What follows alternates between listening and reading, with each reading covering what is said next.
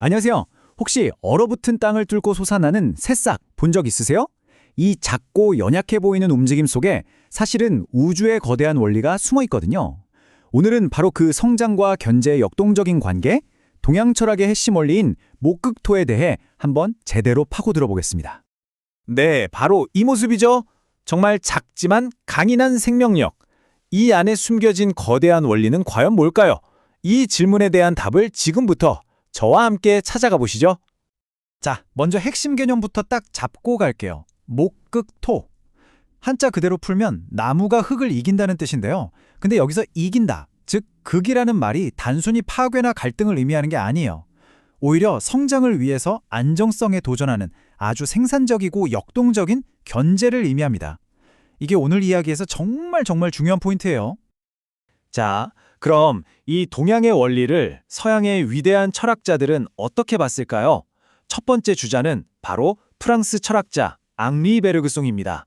그는 이 목극토의 원리에서 생명의 아주 근원적인 힘을 발견했어요. 베르그송이 말한 생의 약동, 그의 유명한 개념인 엘랑비탈 말이죠. 이게 그냥 환경에 적응하고 순응하는 그런 힘이 아니라는 겁니다.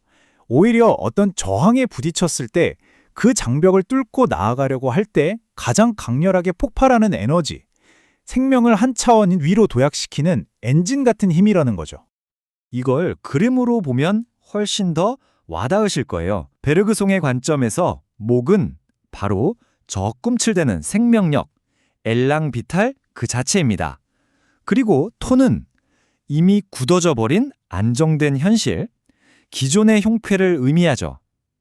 그러니까 생명은 이 단단한 현실의 벽을 깨고 나아갈 때 비로소 진화하고 성장한다는 겁니다.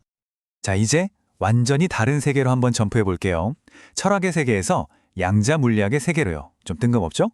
그런데 이 수천 년 된 동양의 원리가 놀랍게도 양자 물리학의 거장 닐스 보어의 눈에도 포착됐다는 겁니다.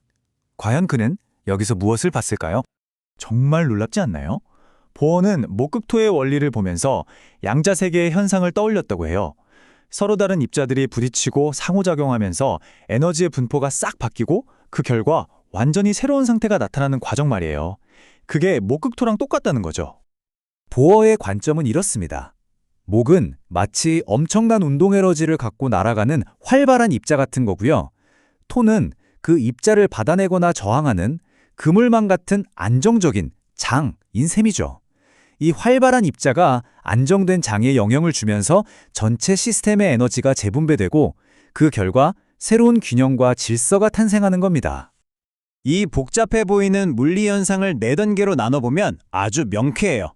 첫째, 모든 게 안정된 정적인 상태가 있습니다. 둘째, 여기에 목이라는 새로운 자극, 활발한 입자가 등장하죠. 셋째, 그로 인해 전체 에너지판이 재배열됩니다. 그리고 넷째, 마침내 더 역동적인 새로운 상태가 탄생하는 거죠. 결국 모든 변화와 창조는 바로 이런 패턴을 따른다는 겁니다. 자, 이제 마지막 주자입니다.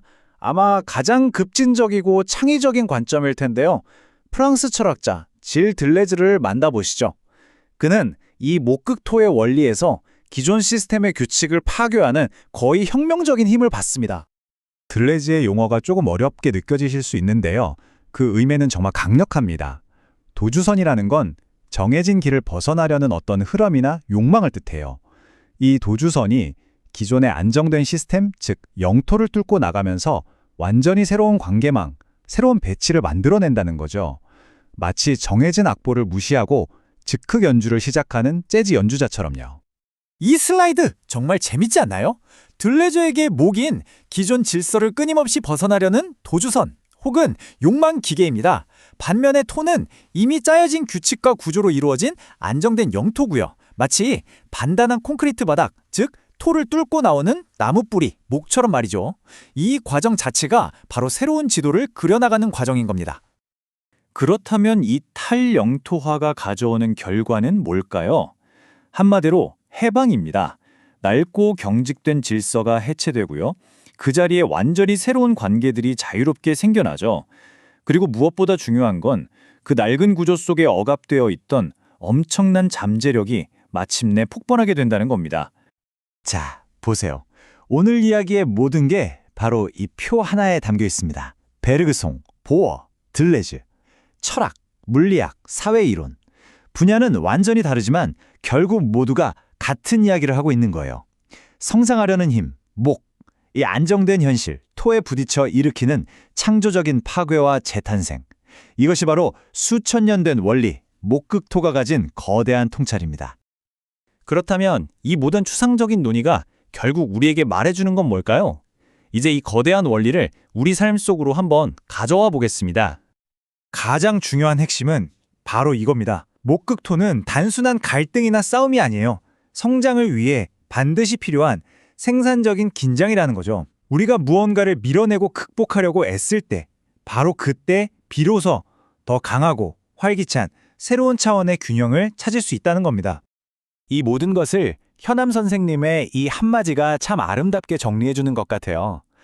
성장하는 힘이 단단한 땅을 뚫고 나아가듯이 결국 우리 삶 역시 안주하지 않고 무언가에 도전하고 변화를 겪어낼 때 비로소 새로운 균형을 찾고 더 활기차게 피어날 수 있다는 것이죠. 자, 이제 마지막으로 여러분 자신에게 이 질문을 한번 던져보셨으면 합니다. 지금 내 삶을 성장하게 만드는 그 힘, 나의 목은 과연 무엇인가요? 그것이 도전일 수도, 어떤 욕망일 수도, 혹은 변화의 흐름일 수도 있겠죠. 그리고 내가 깨부수고 나아가야 할 그 단단한 현실, 나의 토는 또 무엇인가요? 그 둘의 건강한 긴장 속에서 여러분의 삶이 더 역동적으로 피어나기를 진심으로 바랍니다.